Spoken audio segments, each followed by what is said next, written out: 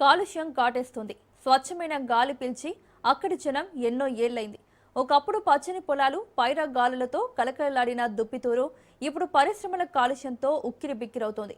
అభివృద్ధి పేరుతో భూములిచ్చిన గ్రామస్తులు నేడు రోగాలతో పోరాడుతున్నారు. బ్రాండిక్స్ పరిశ్రమల మధ్య బందీ బతుకులు గడుపుతున్నారు దుప్పితూరు గ్రామస్తులు.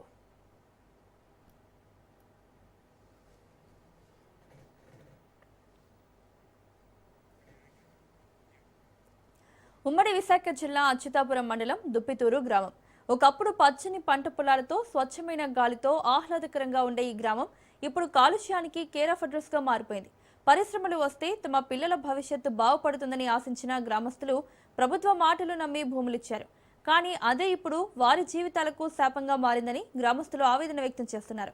అభివృద్ధి పేరుతో భూములు కోల్పోయిన ప్రజలు ఊరు వదిలి వెళ్లలేక రోగాలతో సావాసం చేస్తూ బతుకు బండిని ఈడుస్తున్నారు. పునరావాసం, ఆర్&ఆర్ ప్యాకేజ్, ఉద్యోగాలు వస్తాయని ఆశించిన 2 దశాబ్దాలు గడిచినా హామీలు అమలు కాలేదని వాపోతున్నారు. ఒకప్పుడు భూములున్న రైతులు నేడు రేకుల షెడ్లు, పూరి గుడిసెల్లో జీవనం సాగించాల్సిన పరిస్థితి నెలకొంది.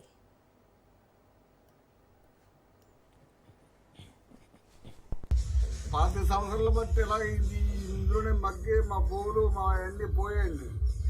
అన్నీ పోయి ఇందులో ఈ రేగుల చెట్లలో మగ్గి ఎడుతున్నాండి. ముగ్గురు పిల్లలతోనే ఇలా మగ్గి ఎడుతున్నామండి. మాకు దయ దాచే ఒళ్ళు చూడలేదండి. మరి మాకు న్యాయం చేస్తే బాగుంటుందండి. మరి మాకు ఏదన్నా ఈ వచ్చింది రాలేదండి. గవర్నమెంట్ ఇచ్చింది ఇవ్వలేదండి. ఏది ఇవ్వలేదండి. అంతా ఊరు తీయలేదు. గవర్నమెంట్ వచ్చింది ఇవ్వలేదు. అందరికి ఎంతనమ్మని ఇల్లు ఇచ్చినారు. మాకు 2005లో స్పెషల్ ఎకనామిక్ జోన్ పేరుతో దుప్పితూరు, డోతురుపాలెం, మారుటూరు, గురజాపాలెం గ్రామాల నుంచి సుమారు 1000 ఎకరాల భూమిని ప్రభుత్వం సేకరించింది. అయితే భూములిచ్చిన రైతులకు పూర్తి స్థాయిలో పరిహారం అందలేదన్న ఆరోపణలు ఇప్పటికీ వినిపిస్తున్నాయి. మరోవైపు బ్రాండిక్స్ పరిశ్రమల కాలుష్యంతో గ్రామంలో దుమ్ము ధూళి విపరీతంగా పెరిగిపోయింది. తాగునీరు కూడా కలుషితమైందని స్థానికులు చెబుతున్నారు.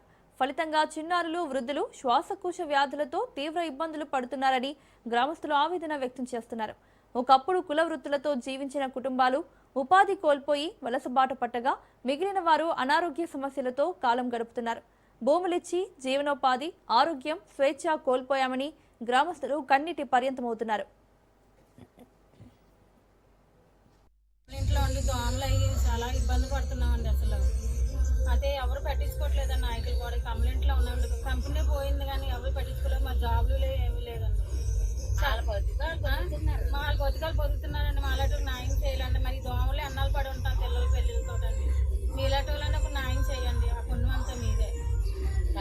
తాటాటిల్లో పడుతున్నామండి. దోమలు తినేస్తున్నాయండి. అసలు ఉండలేకపోతున్నాండి. మురికి కాలువలు చుట్టూను, పడిపోయిన ఇల్లులు ఉన్నాయని చుట్టూను, ఉద్యోగాలు లేవు. ఏదన్నా అన్న బాధలు పడుతున్నామండి. మా బాధ ఎవరు పట్టించుకోలేదండి.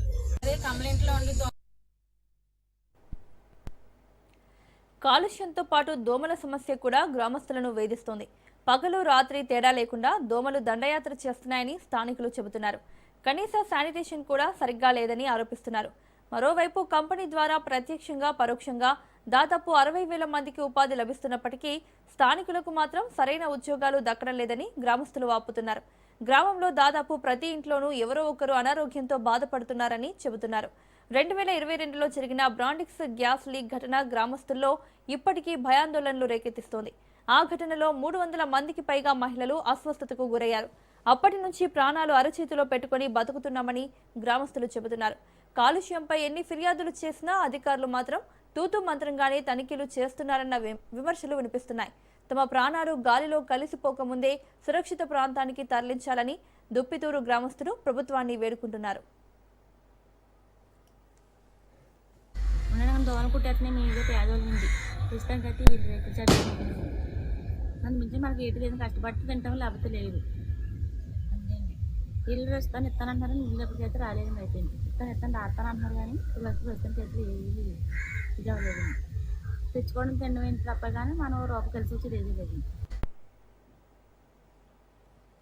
అభివృద్ధి కోసం భూములిచ్చిన ప్రజలు ఇప్పుడు కాలుష్యంతో ప్రాణాలు అరచేతిలో పెట్టుకుని బతుకుతున్నారు. పరిశ్రమలు వస్తే జీవితం బాగుపడుతుందని ఆశించిన దుప్పితూరు గ్రామస్తులకు ఇప్పుడు ఆరోగ్యమే పెద్ద సమస్యగా మారింది. ఇప్పటికైనా ప్రభుత్వం స్పందించి కాలుష్యంపై కఠిన చర్యలు తీసుకోవడంతో పాటు గ్రామస్తులకు సురక్షిత ప్రాంతంలో పునరావాసం కల్పించాలని బాధితులు కోరుతున్నారు.